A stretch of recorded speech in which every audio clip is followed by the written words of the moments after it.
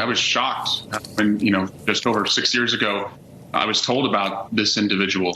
And then I offered to help, and I did help. And I was thanked by the FBI for my help, and that person is no longer in the country. There was never a suspicion of wrongdoing on my part. Congressman Eric Swalwell denying wrongdoing over reports of his connection to a suspected Chinese spy. And other than the time CNN gave Swalwell to deny any wrongdoing that you just heard, story really got very little coverage despite the serious security implications. Joining me now with her reaction, senior policy analyst at the Independent Women's Forum, Patrice Onwuka. Patrice, always great to have you. Let's do a little tale of the tape, shall we? Media coverage of Swalwell Chinese spy controversy from Wednesday, 6 a.m. to 11 p.m. 1 hour, 56 minutes, 10 seconds here on the Fox News channel. No coverage on MSNBC. And like we mentioned, 3 minutes and 16 seconds on CNN. But again, most of that was Swalwell defending himself. How irresponsible is it from a national security perspective, quite frankly, for the other networks to ignore this?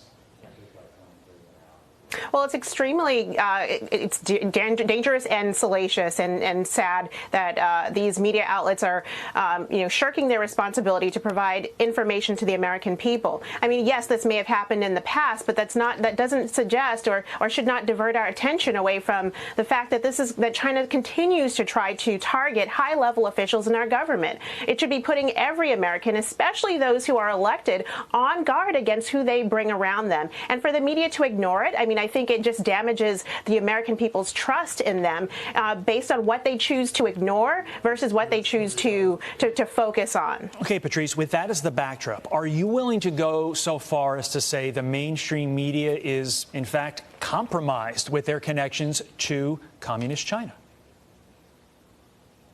Well, they certainly allow themselves to be a tool of China, a PR arm for the Democratic Party for sure. I think it's when we consider that China is one of our greatest threats right now, yet the media seems to shrug its shoulders. And episodes like Eric Swalwell's connection to a Chinese spy underscores the fact that they're willing to turn a blind eye to what China is trying to do, which is to infiltrate our country in every means it can. Meantime, Patrice, while we're talking about media misses, CNN and MSNBC skipping President Trump's historic remarks on vaccines. Instead, they aired a Joe Biden presser. Do you think the press is ultimately, at the end of the day, going to give Biden credit for the work that Trump has done on the vaccine over the course of the last 9 months?